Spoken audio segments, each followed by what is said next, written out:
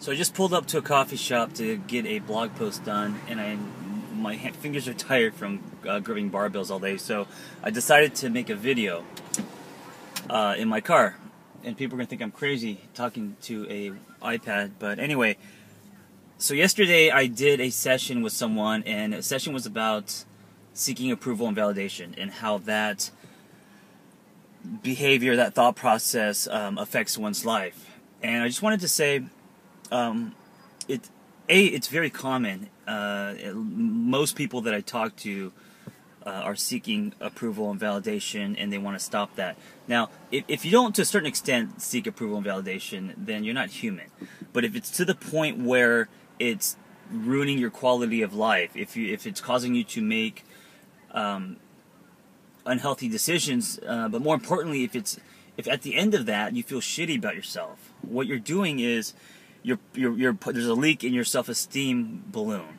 You know, you're leaking that, and that's one of the reasons your self-esteem, what you believe you're worth, your insecurities, is one of the reasons why you are seeking other people's approval and validation. It's because there's an uncertainty in yourself, right? So what we want to do is cover up that leak.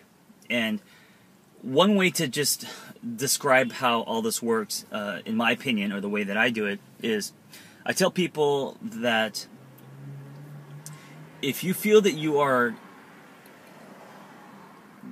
desiring, seeking someone's approval and validation to the point where you are sacrificing self, I think a lot of people do that just to get that heroin, that high of knowing that someone likes them, or that high of a friend feeling that you're smart, or whatever it is. Even though it feels like you're giving because you're being nice, or you're opening doors, or you're teaching someone something, or you're being an ear, you're actually taking, because what you're doing is it's contingent. It's contingent on you getting something back, right?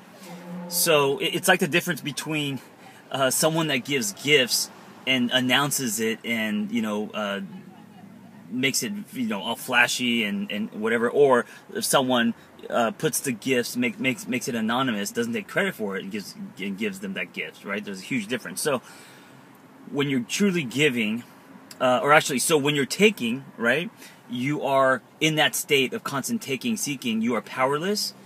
You are leaking your self-esteem. And I talk a lot about potential. I'm always about trying to get people to their potential. It doesn't matter what they're going through. Their potential as a person, and hopefully getting traction in purpose and all that. So, and I always think that one of the saddest things in the world is wasted talent. So that's what you are losing, is your potential. Is you are maneuvering in a state. While if you're taking, you're very watered down. You're lukewarm. And you're leaking your self-esteem. So that gets worse, and then you feel shitty about yourself, and then you internalize, and then you spiral down, and there's that pattern. So first you got to cover up that hole. And so the way you do that, you turn your dial from take to give. And you got to know when you're taking and when you're giving, and you got to be really honest with yourself. So giving, and it doesn't mean to give money or help people across the street. I mean, that's all great too, of course. But giving is when you know that you are being truthful to you, and you are expressing yourself, and you are sharing your gifts, whatever your gifts are. So it doesn't matter if you're an athlete, a teacher, a coach, an artist, that you are every day giving your true self. And that's hard to do because we live in a world where everything's based on billboards and advertising and the shoulds, and that's gonna fuck with your head, and you're gonna stutter when you feel that this is your truth, or you try to be funny, or you try to do your dance or whatever it is.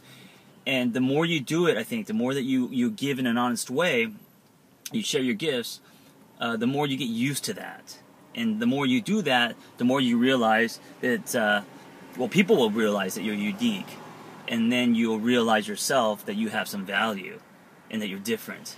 And then you building on that slowly patches that balloon and builds your self-worth.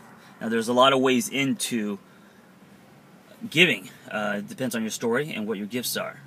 So turn your dial from take to give, and know when you're giving, and try to lock it and keep it there. And the more you do that, the less approval and validation you'll seek, and you'll break those patterns, and you'll start to move forward in building worth, self-esteem, and ultimately living at your potential.